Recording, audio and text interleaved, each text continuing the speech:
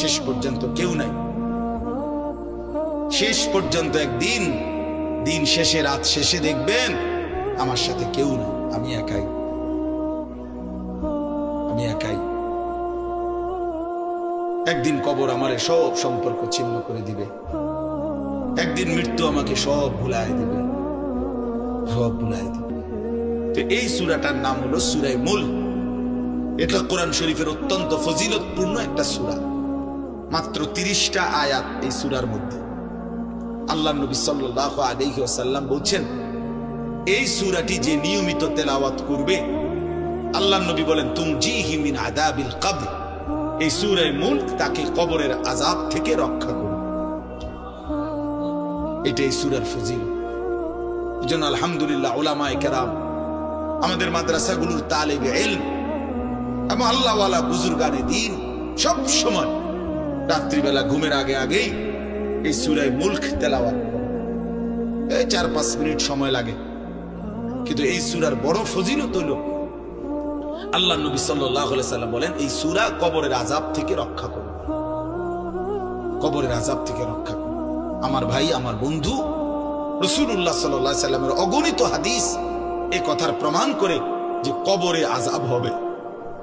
হাসরের আযাব তো আছেই, জাহান্নামের আযাব তো আছেই, কবরেও আযাব হবে। আল্লাহ বলছে, বান্দা এরপরে আর কি বললে? এর চাইতে দামি কথা আর কোনটা বললে? আর কোন কিতাব নাজিল করলে? আর কেমনে বললে? ফাবিআইয়ি হাদিসিন বাদাহু ইউমিনুন, আর কিভাবে বললে বান্দা ঈমান আনতা, বিশ্বাস করতা? আকিমুস সালাহ, আকিমুস সালাহ 80 বারের চাইতে বেশি বলছি আমার কোরআনে, আর কতবার বললে আমারে সিজদা দিতা? ইত্তাকুল্লাহ, ইত্তাকুল্লাহ বারবার বলেছি আল্লাহকে ভয় করো, আর কতবার বললে বান্দা আমারে ভয় করতা? কতবার বলছি? আল্লাহ বলবেন। রাসূলুল্লাহ সাল্লাল্লাহু আলাইহি সাল্লাম, বাপ আমার, বন্ধু আমার, নওজোয়ান সাথী আমার, মনে রাখবেন, বিশ্বাস করেন, রাসূলুল্লাহ সাল্লাল্লাহু আলাইহি সাল্লাম হাসরের ময়দানে অসংখ্য উম্মতকে জিজ্ঞেস করবে। এই আমলনামা যখন দেখবে, প্রত্যেকটা উম্মত তার নিজ নিজ আমলনামা, রাসূলুল্লাহ সাল্লাল্লাহু আলাইহি সাল্লাম দেখবেন। এই আমলনামা দেখে নবী জিজ্ঞেস করবে, উম্মত 23টা বছর একটানা আমি কেঁদেছি, উম্মত 23 বছর তোদের জন্য আমি কেঁদেছিলাম। এমনও রাত গেছে, সারা রাত উম্মতের জন্য আমি কেঁদেছি, সারা রাত দোয়া করছি উম্মতের জন্য। তায়েফের পাথরের আঘাতে পিঠ চালনির মতো ছিদ্র বানায় ফেলছি, পেটের কষ্টে, ক্ষুধার কষ্টে 14 দিনের চাইতে বেশি পেটে 2টা পাথর বাইদা ক্ষুধার কষ্ট হজম করছি। উহুদের দান দান শহীদ করা রক্তে আমি বেহুশ হয়ে আমি পড়েছিলাম। সেই নবী আমি আর কত কাঁদলে, আর কত রক্ত ঝরাইলে উম্মত তুমি আমার কথা মনে করতা, তুমি আমার কথা ভাবতা? সাল্লাল্লাহু আলাইহি ওয়াসাল্লাম যখন এটা জিজ্ঞেস করবেন, তখন কি জবাব হবে? বাপ বলেন, ইনসাফের কথা বলেন। কি মনে করছেন? সুপারিশ? হাসরের ময়দানের সুপারিশ মানে কি?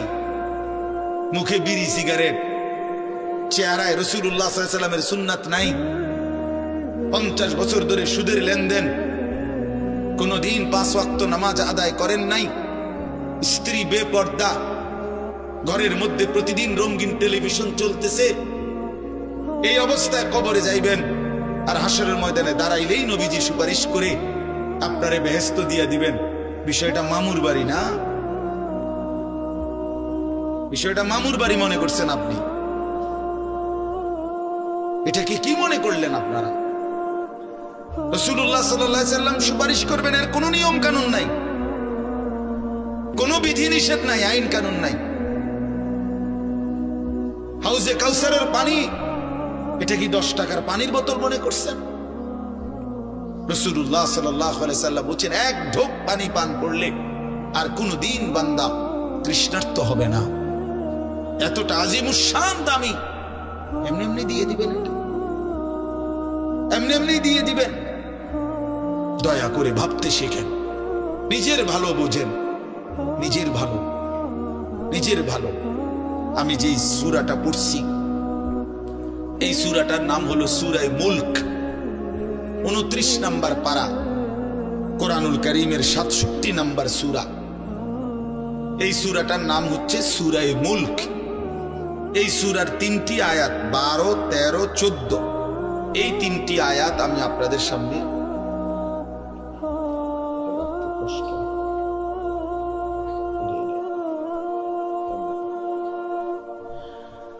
এই 3টি আয়াত আমি তেলাওয়াত করছি। এই আর অল্প একটু সময়ের মধ্যে আমি আপনাদের সামনে এই 3টা আয়াতকে সামনে রেখে কয়েকটার কথা বলতে চাই। প্রথম কথা, আপনারা রাগ হইয়েন না, আমি আপনাদেরই অঞ্চলের মানুষ, এখন আপনারাও আমার, আমিও আপনাদের। আল্লাহর কোরআন শিখেন। আমার কথা হলে আমি বলি না যে সবাই সব জেনারেল পড়া বন্ধ করে দেন, অর্থগুলো আপনি একটু সময় বাইর করেন। কথা, যারা চাকরি করেন, ব্যবসা করেন, বুড়া মানুষেরও অনেক বয়স্ক লোক কইলে হুজুর না আর কইয়া লাভ নাই, এই বয়স নাই, বিড়ি খাই না বয়স আছে। হ্যাঁ মাশাআল্লাহ, বিড়ি খাইতে কইলে সাদওয়ানে গপ মারুন না, বয়স ঠিকই রয়েছে অন। হ্যাঁ, এখনো টেলিভিশন 3 ঘন্টা চাইতে কইলে মাশাআল্লাহ কাকুর শরীরে বল আছে। মানুষের বেডির নাচ দেখবো, এতে কোনো লজ্জা শরম নাই। দুনিয়া ভোগ করতে বললে, ভাত খাইছে মাত্র, এখন যদি বলেন আবার আপেল খাইবেন নি, হদ পেঁয়াজু খাইবেন নি, চা দোকানে গেছে আর আবার খাবে। দুনিয়া পুরাটা ভোগ করবে। 90 বছরেও দুনিয়া ফুরায় না, 90 বছরেও আখেরাত মনে পড়ে না। আফসোসের ব্যাপার নিয়ে আল্লাহ বলছে কোরআনে, আলাম ইয়ানি লিল্লাযীনা আমানু আন তাখশা কুলুবুহুম লিযিকরিল্লাহ। এই আমার ঈমানদার বান্দা, আমায় আল্লাহর ভয়ে, আমার স্মরণের জন্য, আমার বন্দেগীর জন্য তোমার দিলটা নরম হওয়ার সময় আজও কি হয়নি বান্দা? 365 দিনে খোদার একটা বছরে যে কোনো দিন ফজরের নামাজ পড়লা না যুবক, তোমারে যেন আল্লাহ ডেকে বলে, হায় বান্দা, তাহলে কি আর কোনো দিন নামাজ পড়বা না? 30 বছর ধরে যে কোনো দিন সুদের লেনদেন ছাড়লেন না, হারাম রোজগার করেই গেলেন, আল্লাহ তাআলা যেন ডেকে বলে, বান্দা, তাহলে এই নাফরমানি কি আর কোনোদিন ছাড়বা না বান্দা? সিদ্ধান্ত নিয়ে ফেলছো তাইলে আজীবন সুদের উপরেই থাকবা, আজীবন মিথ্যার উপরেই থাকবা।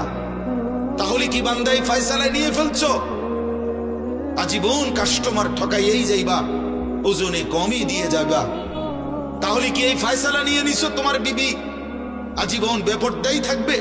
তোমার ঘরে অহরহ প্রতিনিয়ত রঙিন টেলিভিশন চলবে নিয়মিত, এই ফয়সালা তোমার? ঠিক আছে বান্দা, কুলু ওয়া তামাত্তাউ কালিলান ইন্নাকুম মুজরিমুন। কোরআন শরীফের আয়াত। আল্লাহ বলছে, নাফরমান বান্দা, খাও, দুনিয়া ভোগ করো কিছুক্ষণের জন্য, শুধু মনে রেখো ইন্নাকুম মুজরিমুন, তুমি কিন্তু পাপী। এই কথাটা শুধু মনে রাখো, বাকিটা পরে হইব, ভাত খাও। হ্যাঁ হ্যাঁ, কোরআন শরীফের আয়াত এটা। কুলু ওয়া তামাত্তাউ কালিলান ইন্নাকুম মুজরিমুন। আল্লাহ যেন বলে 8টার সময় যেই নাফরমান নাস্তা খাইতে বসে, আল্লাহ বলে, বান্দা খা, কোনো অসুবিধা নাই, শুধু মনে রাখিস বেঈমান, ফজরের নামাজ পড়ো নাই। কথাখান শুধু মনে রাখো, পরে হইব, অন খাও। রাত 10টা বাজে যেই নাফরমান ভাত খাইতে বসছে, আল্লাহ তাআলা যেন ডাক দিয়ে বলছে, বেঈমান খা, ভাত খা, খানা আমি আটকাইতাম না, শুধু মনে রাখিস এশার নামাজ পড়স নাই, ভাত খা বেঈমান। খানা আটকাবো না, খানা আমি জন্তু জানোয়ারও খাওয়াই, তোরে খাওয়াবো না কেন? খানা আমি কুকুর বিড়ালরেও খাওয়াই, খানা আমি গরু ছাগলরেও খাওয়াই, তোরে দেব না কেন বান্দা? খা, শুধু মনে রাখবি, ইন্না আ'তাদনা লিল কাফিরিনা সালাসিলা ওয়া আগলালাম ওয়া সাইরা। আল্লাহ বলে, প্রতিটা নাফরমানের জন্য আমি রেডি রাখছি আগুনের শিকল এবং আগুনের বেড়ি এবং জাহান্নামের আগুন। 1 নাম্বার 70 জিরাআন, 70 হাত লম্বা আগুনের শিকল দিয়ে জাহান্নামীকে হাসরের ময়দানে আল্লাহর ফেরেশতা বাঁধ দিবে।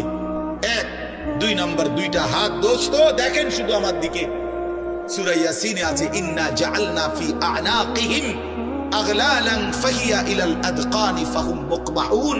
এটার অর্থ হলো এই যে হাসরের ময়দানে প্রত্যেকটা পাপী নাফরমানকে ফেরেশতা 2 হাত আলগি দিয়া এইভাবে ঘাড়ের সাথে বাঁধ দিয়া ধইরা এই 2 থুতনির নিচে 2 হাত এভাবে দিয়া এইভাবে বাঁধ দিয়া, আল্লাহর কসম, রব্বে কাবার কসম করে বললাম, এইভাবে বাঁধ দিবে। আর কোনদিন বেঈমান চোখটাও নিচের দিকে নামাইতে পারবে না, কারণ এই থুতনি তো উঠাই দিছে উপরের দিকে, এটা দিয়ে ঠেলা দিয়া। এটা অর্থ হলো আগলাল। এই আয়াতের সূরা ইয়াসিনের এই আয়াতের অর্থ এটাই, ইন্না জাআলনা ফি আ'নাকিহিম আগলালা। আল্লাহ বলছে বান্দা আমি দেখাবো। আল্লাহ ডাক দিয়ে বলে ভাই আমারও তোমারও, জওয়ান কেউ বুড়ো কেউ। আল্লাহ বলে বান্দা কি মনে করছো আমি রহমান না? ঠিক আছে, তুমি কি এটা শোনো নাই আমি যে কাহ্হার? তুমি তো শুনছো আমি রাহিম, তুমি কি শোনো নাই আমি জব্বার? আমি যুনতিকাম, আমি প্রতিশোধ গ্রহণকারী, আমি সারিউল হিসাব, দ্রুত হিসাবকারী, আমি জব্বার, আমি প্রবল প্রতাপান্বিত, কাহ্হার, আমি মুতাকাব্বির, আমি বারি। তুমি জানো না? আবার একটা নাম শুনলা, আমার দয়ার নামটা শুনলা, আমি যে শাস্তি দেব সেটা শোনো নাই? কি ভাইয়া, কোরআনুল কারীমের মধ্যে জান্নাতের বর্ণনা যেমন আছে, জাহান্নামের বর্ণনা নাই? কথা বলেন না কেন? তো সেগুলো কার জন্য? সেগুলো কার জন্য? মা সালাকাকুম ফি সাকার ক্বালু লাম নাকু মিনাল মুসাল্লিন। একবারে সোজা বাংলা দেখেন, জাহান্নামী জাহান্নামে চিৎকার করবে, জাহান্নামের ফেরেশতা ডাক দিয়ে বলবে বেঈমান জাহান্নামে কেন আসলি? ক্বালু লাম নাকু মিনাল মুসাল্লিন। নাফরমান বলবে বন্ধু ফেরেশতা ভাই আমি দুনিয়াতে নামাজি ছিলাম না। কি ছিলাম না? সরাসরি কোরআনের আয়াত। আল্লাহ বলেন ওয়াইলুন ইয়াউমাইদিল লিল মুকাদ্দিবিন। সমস্ত মিথ্যাবাদী নাফরমান পাপীদের জন্য সেদিন জাহান্নাম। যদি বলেন কেমন নাফরমান মাওলা? আল্লাহ বলেন ওয়া ইদা কিলা লাহুমুর কাউ লা ইয়ারকাউন। দুনিয়ায় এই নাফরমানকে যতবার বলা হয়েছিল রুকু করতে, সেজদা করতে, নামাজ পড়তে, বেঈমান নামাজ পড়ে নাই, এজন্য জাহান্নাম। কোরআনুল কারীমে আল্লাহ বলছেন কাল্লা ইদা বালাগাতিত তারাকি। নাফরমানের মৃত্যুর সময় যখন আসবে, মালাকুল মউত আজরাইল তারে যখন ডাক দিবে আইয়াতুহান নাফসুল খাবিসা। প্রতিটা পাপী নাফরমানের জান কবজের সময় আজরাইল যখন ডাক দিয়ে বলবে হে খবিস আত্মা বের হ, উখরুজি, বের হ। আত্মাটা বের হতে চাইবে না। আল্লাহর নবী বলেন কসম বাবা, নবীজি বলে মালাকুল মউত আজরাইল খপ করে ধইরা কলজা থেকে রূহটা একটা টান দিয়া ছিঁড়া ফেলবে, একটা টান দিয়া ছিঁড়ে ফেলবে। এরপরে রূহটা কণ্ঠনালীর কাছে এসে আটকায় যাবে।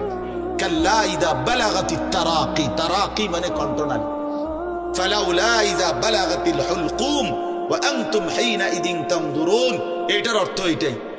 হুলকুম মানে কণ্ঠনালী। বের হতে চাইবে না রূহ।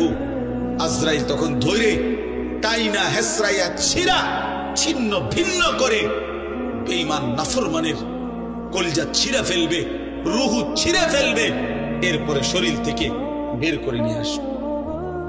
আরে বন্ধু, এই কোরআনে আছে, আল্লাহ নিজে বলছে এমন নির্মম মৃত্যু হলো কেন? এই নাফরমানের মউত এত কঠিন হলো কেন? তার কলিজা ছিঁড়া ফেলছে, রূহ ছিঁড়ে ফেলছে, এমন মৃত্যু হলো কেন? আল্লাহর কসম বাপ আমারেও বলি, আপনারেও বলি, আল্লাহ কোরআনে সরাসরি বলছে এমন ভয়ানক মৃত্যু হলো কেন? ফালা সাদ্দাকা ওয়ালা সাল্লা।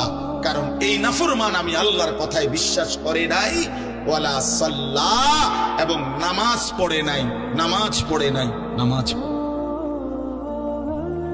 হ্যাঁ, বেনামাজি সন্তান মনে রাখো, বাদ দুকে খাইতে এলে খুব মাতবর, মোবাইল একখান টিপে, মোটরসাইকেল একখান চালায়। হ্যাঁ, বাহ বাহ বাহ বাহ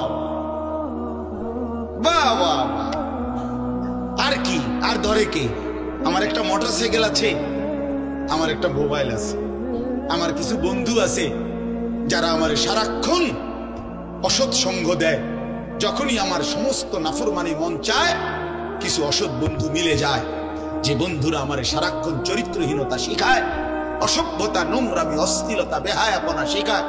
এমন কিছু বন্ধু যার মিলে গেছে, একটা মোটরসাইকেল মিলে গেছে, একটা মোবাইল মিলে গেছে, তো নারীর ছবি, আড্ডা, জিনা, ব্যভিচারের দৃশ্য, মদের আড্ডা, জুয়ার আড্ডা, নারীর আড্ডা, নারীর আলাপ, অথবা মোবাইলের অস্থির ছবি দেখা, এই জিন্দেগি মুসলমান?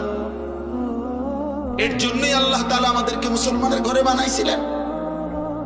এই জন্যই আমার বাবা মুসলমান, এই জন্যই আমার মা মুসলমান। ওফ, আল্লাহ আপনি মাফ করে দেন। ইনসাফের সাথে ভাইবেন। অনেক নওজোয়ান ভাই, সবাইরে অনুরোধ করলাম, দোস্ত আমার, ইনসাফের সাথে ভাইবেন, নিজেরে নষ্ট করেন না। ছেলেরা আমার, ভাইয়া, নিজেরে নষ্ট করো না ভাই। নওজোয়ান ভাই, নিজেরে নষ্ট করো। মেন বিচার তো হবে হাসরের ময়দানে, তার আগে আযাব হবে কবর। আপনারা সহজ বাংলায় বুঝবেন। আসামি যখন ধরে ফেলে, তখন মামলার হিয়ারিং তো চলে, মামলার শুনানি তো চলে, কিন্তু সে কারাগারে ঠিকই আটকায় রয়েছে। কারাগারের কষ্ট, যন্ত্রণা সে হাজতি হিসাবে ভোগ করতে থাকে। আবার যখন মামলার রায় হয়, তখন সে আবার আসামির পরে হিসাব করে, কিন্তু কষ্ট, লাঞ্ছনা, এটা তো তার শুরু হয়ে যায়। যদিও এখনো বিচার শেষ হয় নাই, বিচার প্রক্রিয়া দিন, 10 দিন, 50 দিন, 20 দিন, 1 মাস পর পর মামলার ডেট পরে শুনানি হয়, কিন্তু সে তো থাকে কারাগারে, সে তো থাকে কারাগারে। তো আল্লাহ পাক রব্বুল আলামিন বলেন, নাফরমান সে তো হাসরের ময়দানে বিচার হবে চূড়ান্ত, কিন্তু কবর থেকেই আযাব শুরু, কবর থেকেই আযাব শুরু। রাসূলুল্লাহ সাল্লাল্লাহু আলাইহি সাল্লাম খুব বেশি হাদিসের মধ্যে আছে, একজন বিখ্যাত সাহাবী, আপনারা সবাই ওনার নাম জানেন, ইসলামের 3য় খলিফা হযরত ওসমান রাদিয়াল্লাহু তাআলা আনহু। কিতাবের মধ্যে আছে, আমরা নিজে আত-তাযকিরা, আমার কাছে কিতাব আছে আরবি, ইমাম কুরতুবী রাহমাতুল্লাহ আলাইহি লিখিত কিতাব, ওখানে আছে হযরত ওসমান রাদিয়াল্লাহু তাআলা আনহু যখন কোন কবরের সামনে দাঁড়াইতেন তো প্রচন্ড কাঁদতেন, ভীষণ কাঁদতেন। হাত্তা ইয়াবুল্লা লিহিয়াতাহু, কাঁদতে কাঁদতে উনার দাড়ি ভিজে যেত। তো উনার সাথীরা জিজ্ঞেস করতেন, হযরত আপনি জাহান্নামের কথা বললেও এত কাঁদেন না, অথচ কবরের দেখলে এভাবে কাঁদেন কেন? তো তিনি বলতেন, ইন্নাল কবরা আউয়ালু মানাজিলিল আখিরা, শোনো, কবর হচ্ছে আখিরাতের প্রথম ঘাঁটি। ফাইন নাজা মিনহু ফামা বাদাহু আইসারু মিনহু, যদি কোনো ব্যক্তি এই কবরের ঘাঁটিতে বাইচা যায়, পরবর্তী সবগুলো ঘাঁটি তার জন্য সহজ। ওয়া ইন লাম ইয়ানজু মিনহু ফামা বাদাহু আশাদ্দু মিনহু, এই কবরে, এই ঘাঁটিতে যে জিততে পারবে না, বাঁচতে পারবে না, তো পরবর্তী সবগুলো ঘাঁটি তার জন্য তার চাইতে বেশি কঠিন। এই কথার কারণে আমি ভয় পাই, কবর দেখলে আমার মনে পড়ে, হায় আমি এই কবরের আযাব থেকে বাঁচবো কিনা, এই ভয়ে আমার কাঁদতে থাকি। তো এরপরে তিনি বলছেন, হযরত উসমান রাদিয়াল্লাহু তাআলা আনহু বর্ণনা করেন যে আল্লাহর নবী সাল্লাল্লাহু আলাইহি সাল্লাম বলছেন, আমার ভাই খেয়াল করে শুনেন, নবীজি নিজে বলছেন, আল্লাহ রাসূল সাল্লাল্লাহু আলাইহি সাল্লাম জীবনে কোনোদিন একটা শব্দ বানায়া বলছেন? কথা বলেন। অতিরিক্ত বলছেন, বেশতি বলছেন, শুধু ভয় দেখানোর জন্য বলছেন না, তামাশা করে বলছেন? এটা আপনাদের ইয়াকিন তো? কথা বলেন না। আল্লাহ নবী সাল্লাল্লাহু আলাইহি সাল্লাম বলেন, মা রাআইতু মানজারান কাত্তু ইল্লা ওয়াল কবরু আফজাউ মিনহু। রাসূলুল্লাহ বলেন, হযরত ওসমান বর্ণনা করেন যে আমি নবীজির জবানে শুনছি, নবীজি বলছেন, হে আমার উম্মত, আল্লাহর কসম উম্মত, কবরের চাইতে অধিক ভয়ানক কোন আযাবের দৃশ্য আমি রাসূল মুহাম্মদ দেখি নাই, আমি দেখি। রাসূলুল্লাহ সাল্লাল্লাহু আলাইহি সাল্লাম বলছেন, প্রিয় ভাই আমার, আল্লাহর নবী সাল্লাল্লাহু আলাইহি সাল্লামের সরাসরি হাদিস, যে ব্যক্তি কবরের তিনটা প্রশ্নের জবাব দিতে পারবে না, রাসূলুল্লাহ সাল্লাল্লাহু আলাইহি সাল্লাম বলেন আল্লাহ তাআলার পক্ষ থেকে তখন ফেরেশতাদের কাছে ঘোষণা আসবে, আফরিশুহু মিনান নার ওয়ালবাসুহু মিনান নার ওয়াফতাহু লাহু বাবান ইলান নার। আমার এই নাফরমান বান্দার কবরে জাহান্নামের বিছানা বিছিয়ে দাও, জাহান্নামের পোশাক পরিয়ে দাও, আর জাহান্নাম বরাবর তার জন্য কবর থেকে দরজা খুলে দাও।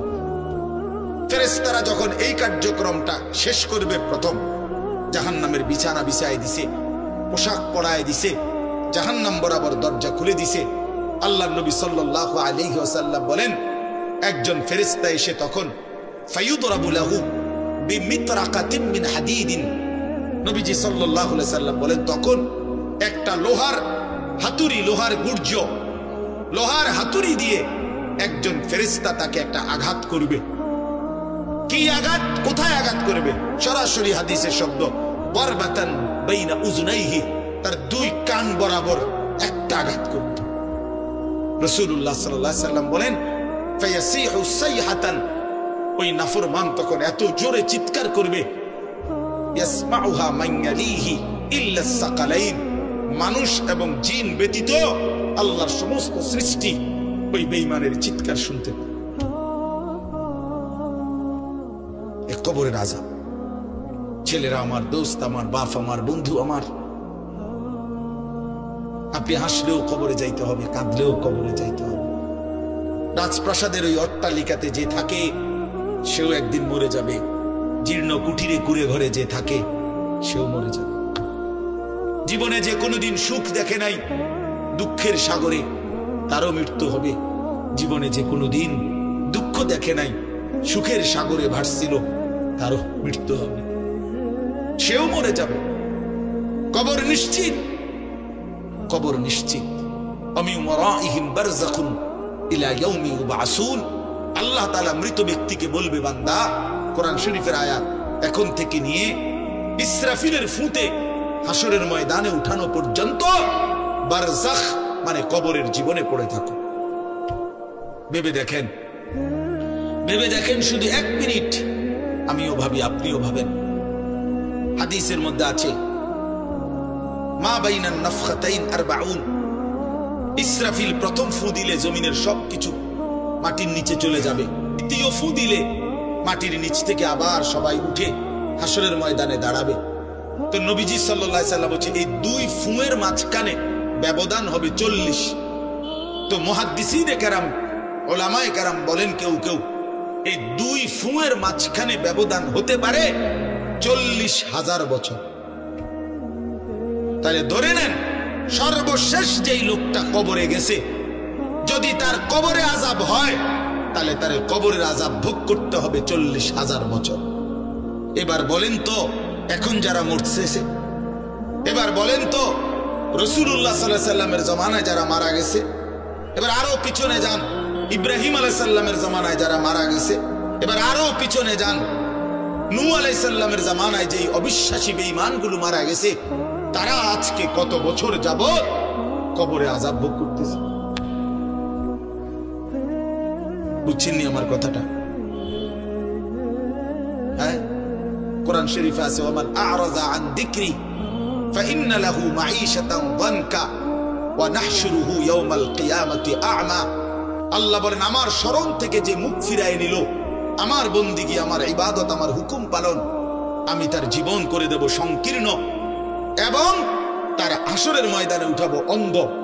এই জীবন সংকীর্ণ করার একাধিক তাফসীর, এর মধ্যে একটা তাফসীর হলো এইটা যে আল্লাহ জীবন সংকীর্ণ করে দিবে মানে তার কবরের মধ্যে তার কবরটাকে একেবারে সংকীর্ণ করে দিবে। আল্লাহ রাসূল বলেছে নাফরমানের কবর রাইকা যখন ফেরেশতা চলে যাবে, কবর ডান পাশের মাটি তারে একটা চাপ দিবে বাম দিকে, বাম দিকের মাটি এক ডান দিকে, আল্লাহর কসম ডান পাশের হাড্ডি পাঁজর ভাঙ্গা ডান দিকে বাম দিকে চলে যাবে। বাম দিকের হাড্ডি পাঁজর ভাঙ্গা রাসূলুল্লাহ সাল্লাল্লাহু আলাইহি ওয়াসাল্লাম বলছে, বন্ধু দেখেন, হাত্তা তাখতালিফা আদলাউহু, এই দুই আঙ্গুল যেভাবে একটার ভিতরে ঢুকে গেছে, খোদার কসম ডান পাশের হাড্ডি পাঁজর বাম পাশের হাড্ডি পাঁজর এইভাবে একটার ভিতরে ঢুকে যায়। এটার অর্থ এটা।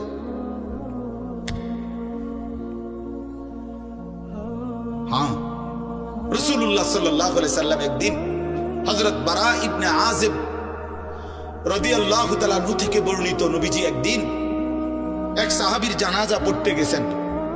জানাজা পড়তে গিয়ে খালি কবরের সামনে কিছুক্ষণ দাঁড়াইছেন। তখনও ওনারে কবরে রাখে নাই, জানাজাও পড়ায় নাই। নবীজি আগে গিয়া কবরটার সামনে দাঁড়াইছে।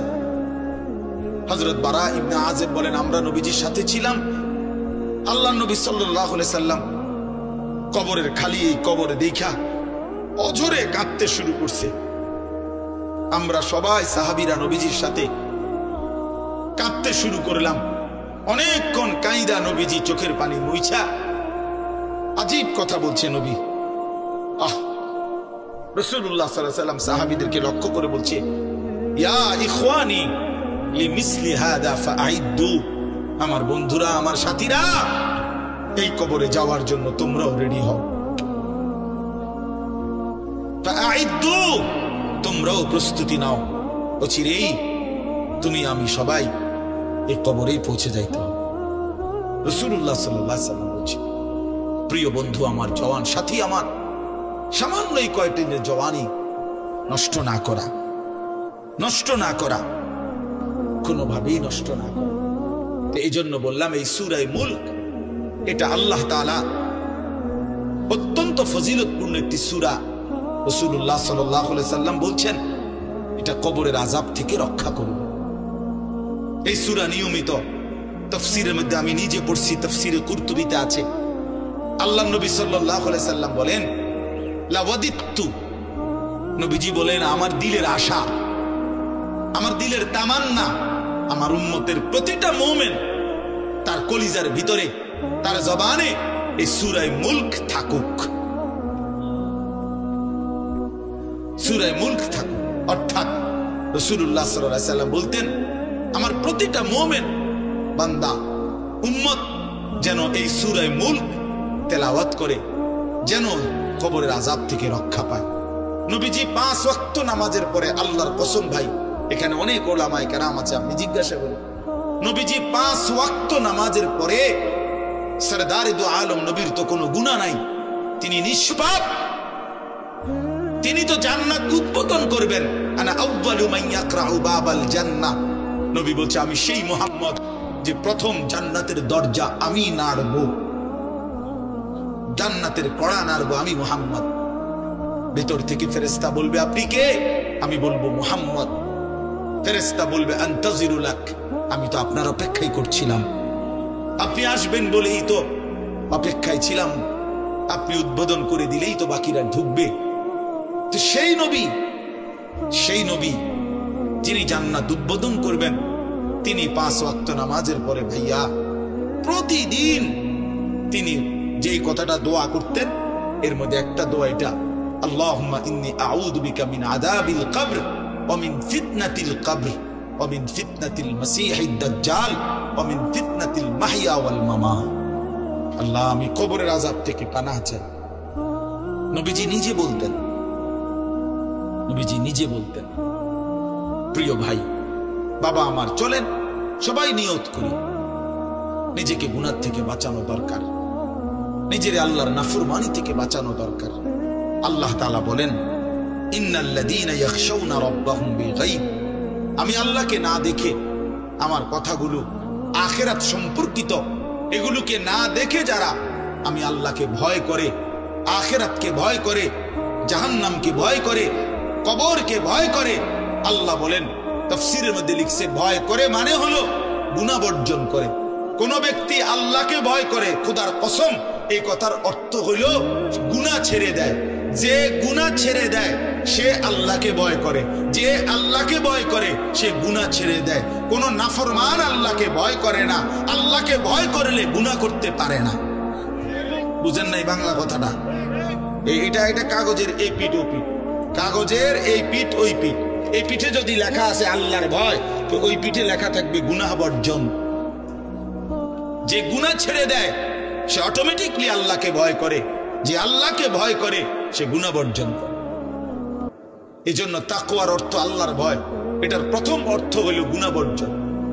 মান খাশিয়ার রহমান, আল্লাহকে ভয়, এটার প্রথম অর্থ গুনাহ বর্জন, গুনাহ বর্জন। আমার শায়েখ আল্লামা মুফতি মুশতাকুর নবী সাহেব সব সময় চিল্লায় মাহফিলে, অনেক সময় হাজারি করে বলে যে বাপ, গুনাহ আগুন, গুনাহ আগুন, গুনাহ আগুন। প্রতিটা গুনার পিঠে, ওই পিঠে আগুন আছে। নারীর প্রতিটা বেপর্দা দৃশ্যের মধ্যে খোদার কসম আগুন জ্বলে। ওই সিনেমার নর্তকীর শরীরে আগুন জ্বলে, ওই নায়িকার শরীরে আগুন জ্বলে, মোবাইলের ওই অস্থির ছবির মধ্যে আগুন জ্বলে, মদের আড্ডায় আগুন জ্বলে, জুয়ার আড্ডায় আগুন জ্বলে, সুদের টাকায় আগুন জ্বলে, ঘুষের টাকায় আগুন জ্বলে, বেপর্দা নারীর শরীরে আগুন জ্বলে। ওইটা রূপ না, ওইটা আগুন, ওইটা জাহান্নাম, ওইটা জাহান্নাম। আল্লাহ তাআলা বলেন ইন্নাল্লাযীনা ইয়াখশাউনা রাব্বাহুম বিল গায়ব, আল্লাহ তাআলা বলেন আমার যে বান্দারা আমার আখিরাত, আমার জাহান্নাম, আমার পরকাল, আমার কবর, এই কথাগুলোকে ভয় করে, আমি আল্লাহকে ভয় করে, না দেখে, না দেখে, আল্লাহ বলেন আমি ওয়াদা দিলাম লাহুম মাগফিরাতুম ওয়া আজরুন কাবীর, আমি তাদের পেছনের সব গুনাহ মাফ করে দেব, আর আমার সবচেয়ে বড় পুরস্কার জান্নাত দিয়ে দেব। এরপরে আল্লাহ বলেন ওয়া আসিররু কাওলাকুম আবিজহারু বিহি ইন্নাহু আলিমুম বিযাতিস সুদূর। মানুষের তিনটা অবস্থা কথার ক্ষেত্রে, মানুষ তার অভিব্যক্তির ক্ষেত্রে তিনটা অবস্থা হয়। মানুষ কখনো জোরে কথা বলে, মানুষ কখনো আস্তে কথা বলে গোপনে, আর কখনো মানুষ অন্তরে জল্পনা কল্পনা করে, ঠিক না? এই তিনটাই অবস্থা, তিনটাই অবস্থা। তো আল্লাহ তাআলা বলেন, এনে একটা ছোট্ট তাফসীরের মধ্যে আছে, মক্কার কুরাইশরা, কাফেররা নবীজির বিরুদ্ধে দিবানিশি ষড়যন্ত্র করত, বুঝছেন? তো ষড়যন্ত্র করতে বইলে মাঝে মধ্যে এই বেকুবরা বইলে কইতো আস্তে কো, আস্তে, এই আস্তে কো বেটা, আসিররু, আস্তে কথা বলো, কাই লা ইয়াসমা রাব্বা মুহাম্মদ, মুহাম্মদের খোদা যেন শুনতে না পায়। শুনলে কি অসুবিধা হইব? হেরাই বলতো শুনলে জিবরাইলের কাছে কয়ে দিব, হে আবার মুহাম্মদের কাছে এসে কই একবারে ফেঁসে পড়ব। হ্যাঁ, তাফসীরের মধ্যে আছে। আল্লাহ তাআলা বলেন হায় হায় রে বেওকুফ, কি বললি, কি ভাবলি, আল্লাহরই চিনলি না, আল্লাহকে চিনলি। হ্যাঁ, অনেক নওজোয়ান বেচারা ইয়ারফোন লাগাইলে মনে করে কেউ শুনে না, না ইয়ারফোন লাগাইলেছে আর কি, বুঝেন না? কানের মধ্যে দুইটা বল্টু লাগাইছে, খালাস, আর তো দুনিয়ার কেউ শুনে না। আরে না ফরমান, দুনিয়ার কেউ শুনে না সেটা তো কথা না, আর শাজিমের মালিক তো শুনে। ওয়া আসিররু কাওলাকুম আবিজহারু বিহি, রব্বুল আলামিন বলেন তোমরা যদি আস্তে কথা বলো, আবিজহারু বিহি, যদি জোরেও কথা বলো, ইন্নাহু আলিমুম বিযাতিস সুদূর, আল্লাহ বলে শুধু এই দুইটা না বান্দা, আস্তে বলো, জোরে বলো, অথবা অন্তরের ভিতরে যা লুকায়িত করো, আমি আল্লাহ সবটাই পুরাপুরি জানি। এরপরে শেষ অসাধারণ একটা যুক্তি আল্লাহ দেখাইছে, এই শেষ কথা আমার, আলা ইয়ালামু মান খালাক, আজীব কথা। আল্লাহ বলে আচ্ছা বান্দা, তোমার আমি একটা কথা জিজ্ঞাই, তুমি আমার কথাটার উত্তর দাও। এর কথা কি তুমি বুঝো না যে আলা ইয়ালামু মান খালাকা, যে সৃষ্টি করলো, যে বানাইলো, তিনি জানবে না, তিনি বুঝবে না, তিনি শুনবে না, এটা তুমি কেমনে ভাবলা? তুমি কও, তোমার বিবেকে কি কও? এ দুটি ভাত খাইয়া বুঝি এই কথাটা বুঝলা না? এতদিন দুনিয়ার থেকে বুঝি এই কথাটা বুঝলা না? আলা ইয়ালামু মান খালাক, এই তৃতীয় আয়াত। আল্লাহ বলেন যিনি সৃষ্টি করলেন তিনি জানবে না? যে কোম্পানি এটা বানাইছে সে জানে না এখান দিয়ে কথা বলে না, এখান দিয়ে কথা বলে? কথা বলেন না কেন? তো যিনি সৃষ্টি করলেন আল্লাহ, আমরা কি করছি না করছি তিনি আমাদের কথা জানবেন না? কথা বলেন না? বলেন না শুনেন তিনি? আল্লাহ শুনেন কিনা, দেখেন কিনা, জানেন কিনা? ওহুয়াল লতীফুল খবীর। আল্লাহ বলেন তিনি সূক্ষ্ম থেকে সূক্ষ্ম, বিন্দু থেকে বিন্দু সেটাও জানেন। খবীর, পুরা সৃষ্টির খবর একসাথে তিনি পূর্ণ রাখেন, পূর্ণ রাখেন। এজন্য দোস্ত আমার, রাত 2টা বাজে, নওজোয়ান মনে করছে চারিদিকে কেউ জেগে নাই, সবাই ঘুমায় গেছে। এজন্য সে মোবাইলের উলঙ্গ ছবি দেখছে। আল্লাহ ডাক দিয়া বলে, আনিস আমি আছি। মালিক ডাক দিয়া বলে, আলাম ইয়ালাম বিআন্নাল্লাহা ইয়ারা। তুমি কি এই ভেবেছো তুমি জানো না বান্দা, আমি যে সারাক্ষণ তোমাকে দেখি। আল্লাহ তাআলা রাতেও দেখে, দিনেও দেখে, একাকীও দেখে, প্রকাশ্যও দেখে, অন্ধকারেও দেখে, আলোতেও দেখে। 7 আসমানের উপরে কোন ফেরেশতা হাঁটলেও মালিক দেখে, 7 তবক জমিনের নিচে কোন পিঁপড়া হাঁটলেও মালিক দেখে। আটলান্টিক মহাসাগরের যে প্রাণী গভীর তলদেশে, আল্লাহ তাকেও দেখে। হিমালয়ের সুউচ্চ চূড়ায় যে প্রাণী, আল্লাহ তাকেও দেখে, তাকেও দেখে। ওয়ায়ালামু মা ফিল বাররি ওয়াল বাহর, জলে স্থলে যা আছে আল্লাহ বলেন সব তিনি জানেন। ওমা তাসকুতু মিন ওয়ারাকাতিন ইল্লা ইয়ালামুহা, একটা গাছের পাতাও যদি পড়ে আল্লাহ বলেন আমি তাও জানি। ওয়ালা হাববাতিন ফি যুলুমাতিল আরদ, মাটির তলদেশে যেই চারা দানা বীজ তোমরা রোপণ করছো, বপন করছো, আল্লাহ বলে কোন দানা কোন চারা আমি তাও জানি। ওয়ালা রাতবিন ওয়ালা ইয়াবিসিন, শুকনায় কি আছে ভিজাতে কি আছে আমি সব জানি। ইল্লা ফি কিতাবিম মুবিন, ওহ মালিক বলে শুধু জানি না রে বান্দা, আর আমি সব কিছু আমার তাকদীরে লৌহে মাহফুজের মধ্যে স্পষ্ট করে লিখে রাখছি।